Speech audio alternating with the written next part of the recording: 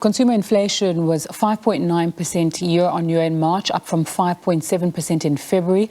Let's get some insight on this with Koketso Mano, an economist at FNB. Thanks so much for your time on SABC News. Just tell us more about that figure. What does it mean and what were the main contributors?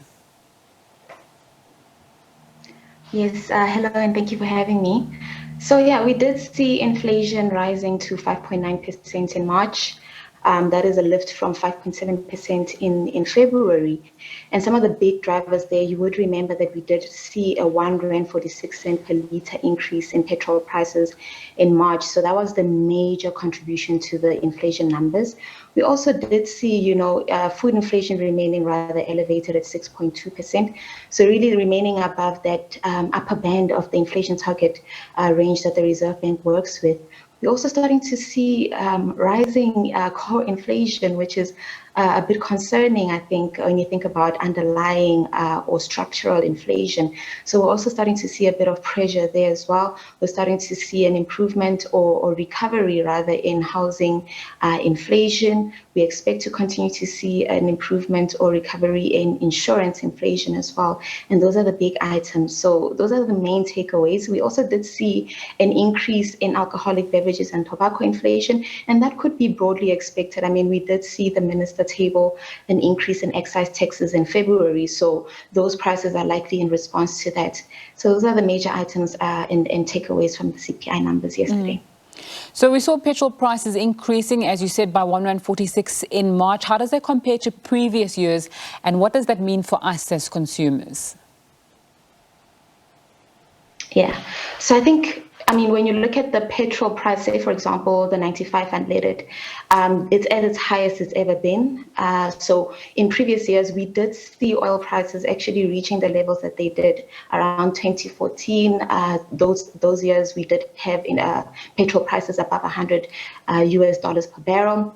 However, the difference now is that we do have a weaker rand, that has been structurally depreciating compared to that time. So that in combination with the elevated oil prices has resulted in petrol prices being at the highest that we've ever seen. Now, the concern for the consumer is not just the direct impact that it has on your personal budget as a household, but it will also have implications for the cost of distributing goods, the cost of providing services. So we could have a spillover of this high or elevated oil prices, or petrol prices rather, filtering through to the cost of other goods and services and making inflation more broad-based, and that would be a concern for the central bank. All right, I know you've spoken about that figure being close to the Reserve Bank's upper inflation target band. What do you see happening in the second quarter of 2022? So unfortunately, we expect to see inflation rising further in the second quarter. Granted, we do have some petrol tax relief that's going to come through, but once again, the global fundamentals are more important here.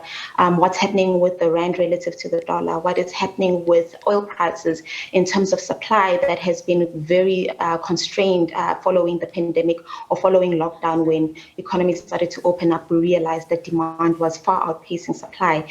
We also have now the geopolitical tensions between Russia and the Ukraine, and that has also taken some oil production out of the market. So what's going to happen to those fundamentals, those global fundamentals going forward, are going to play a big role in terms of what we see when we go to the pump to purchase petrol.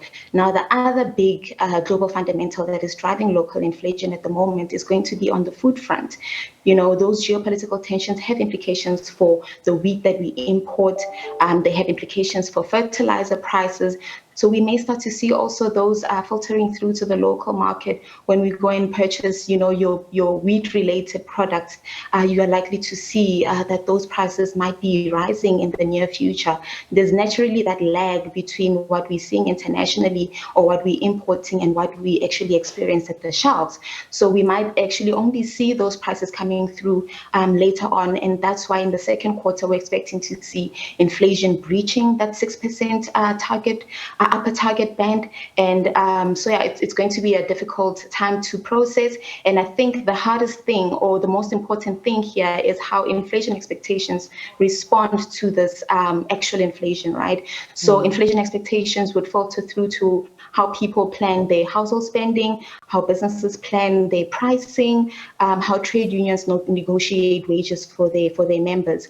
So inflation expectations may also, react to these elevated inflation numbers, and that would be something that's more sticky and not as volatile. Or for example, petrol prices tend to be quite volatile. We see them elevated at the moment, but in next year, for example, we expect them to be negative as developments become better.